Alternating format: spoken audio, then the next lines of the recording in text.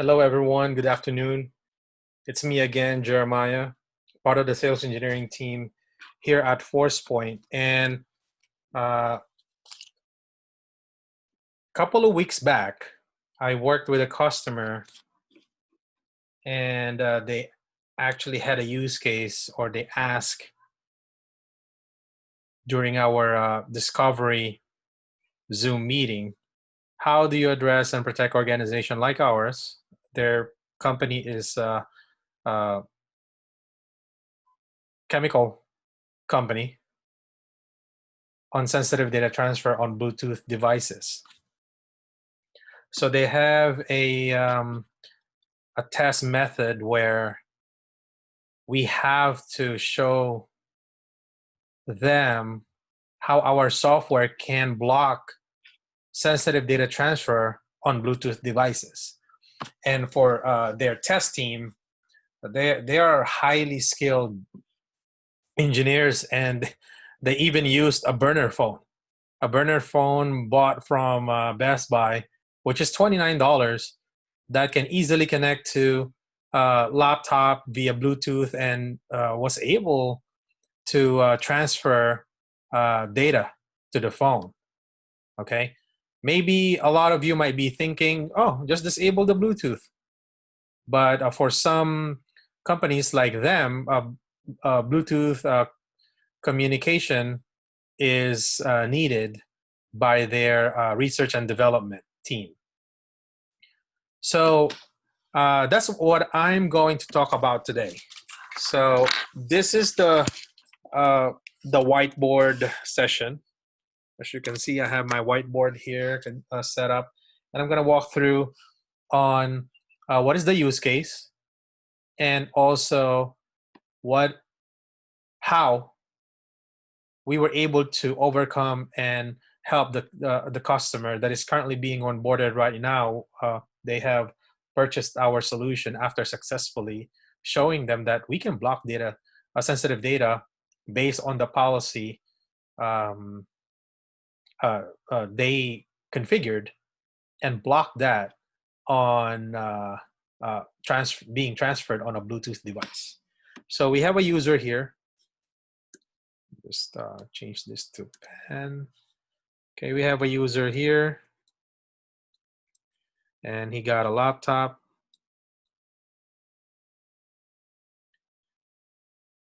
I'm not sure if I'm getting better drawing at these laptops or getting worse.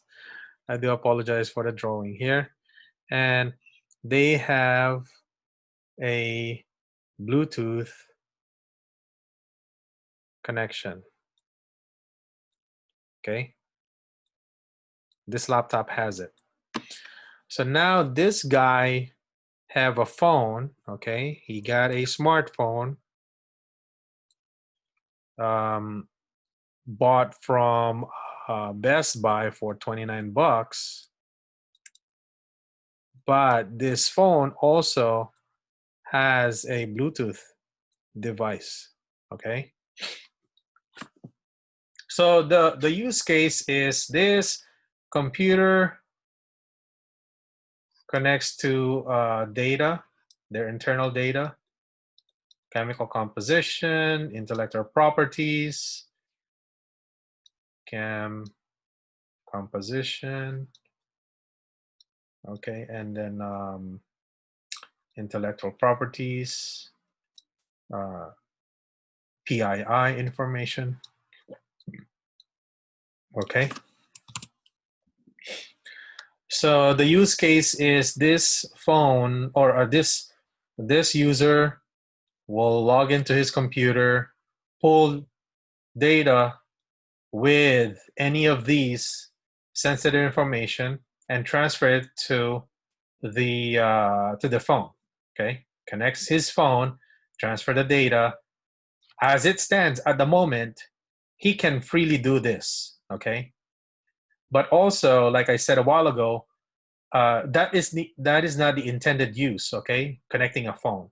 I mean, you can mitigate this by a couple of ways. You can confiscate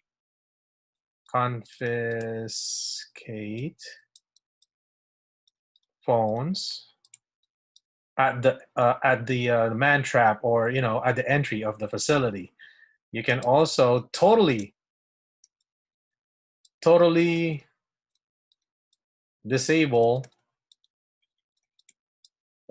this on the laptop so that you can avoid this from happening. However, the user or their research and development, R&D, have other uses for the Bluetooth channel, okay, for something else. They probably connect a device that communicates to a Bluetooth to examine chemical composition. I don't know. I mean, I'm just making this up. But according to them, they actually use it to connect other devices, okay? But what they want to address is they don't want their users from transferring sensitive data, okay? That is the use case. So like right now, no endpoint, nothing. You can transfer. If this user pulls data, transfer to phone, done. It's allowed. He will be able to save that file. The way we address this, okay, is we deployed our DLP endpoint. Okay, so what we did was we configured our FSM. By the way, our DLP solution is really easy. You deploy a manager and then you deploy the agent. That's it. And we deploy the agent here. I'm just gonna add where it will be. We deployed our F1E agent here. Okay. Now this agent will directly connect to the FSM to get a copy of the DLP policy,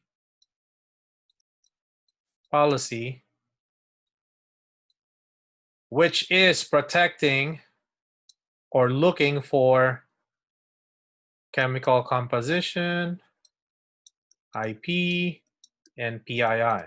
Okay. Well, it's a one-place, one-stop shop for your system security admins, SEC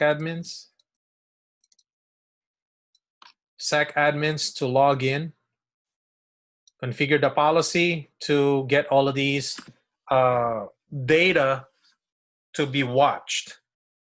So when a user, okay, tries to transfer, so when a user grabs data and then try to transfer to his phone, it will be blocked, okay? Because the agent has a copy of the policy from the FSM that is looking for chemical composition, intellectual property, and personal and identifiable information policy, okay? And that's how we addressed it. I mean, I don't know how else. I don't want to complicate it. It's really simple. We just dropped the endpoint on the workstation, and then we were able to do this. Okay. Now, 1 second here. Just gonna.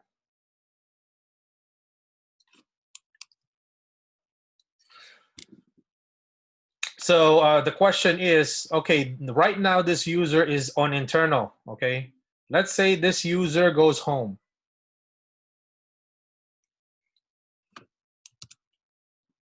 Now, or we're just gonna, the user went home and brought his laptop. So let's draw him here. And he brought his laptop. Okay. And we got the Bluetooth in here set up on the laptop. He's at home now. He's not inside the network, and he is here in the office. Okay, now he will try. Oh, I'm at home. I'm not inside the office, so I'll go ahead and make that transfer. Shoot, no one's watching me, and I have full access to my phone, and there you go. He attempts to transfer this data, okay, from to his laptop. Okay, this is assuming that he connected, he has some type of copy. He has a copy of files that he's working on. He's actually authorized to access chemical composition because this guy's research and development, right? He also have a copy of intellectual properties on this laptop as well, and some personal PII information. No big deal. So if this guy will perform that transfer, since, okay, that F1E is sitting on that workstation, no big deal. If he will go and transfer that data to this phone, it will be blocked. Now, the question is, how would the agent know? We can configure the agent to be location aware. The agent is smart enough to identify if they're inside the office or they're outside the network. Okay, and also the copy of the policy stays with them. Even if this guy will turn off his internet access, etc., doesn't matter. It's on the endpoint level. Okay. So another question from the engineer was like, okay, it gets blocked. How can we know that it's blocked? He's not connected to the network. Let's say he did cut off his internet access. When can we know that he did try to attempt to transfer chemical composition information, intellectual property, to his burner phone? As soon as this user goes back to the office, right, and connect to the network, the agent will forward the incidents to the FSM. Now, the FSM will notify. We can set up notification on the FSM to notify your security admins to get notification. Now, if you would like to set this up in a more continuous manner, what we're going to do is we can set up an endpoint. We can set up an endpoint server, EPS, okay, in the DMZ. So let's do this. HQ, let's add HQ in here. Okay, data, and then let's put DMZ, and then we connect our endpoint security here. So let's put internet here, just to close the loop on the on this, okay? And then create some map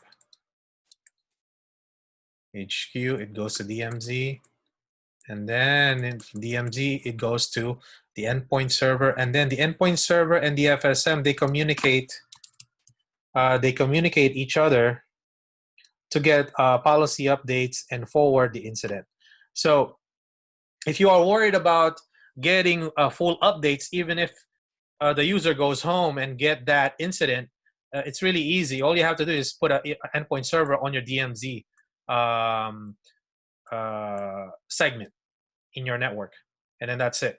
And it will forward the incident to the FSM, which in turn send notification to your security admins about a breach that was attempted.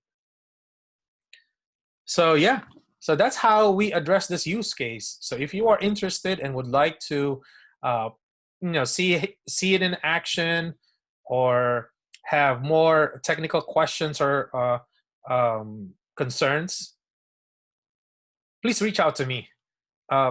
It will only take 15 minutes to identify what your use case is, and we can definitely help you out. We are here to help you out, okay?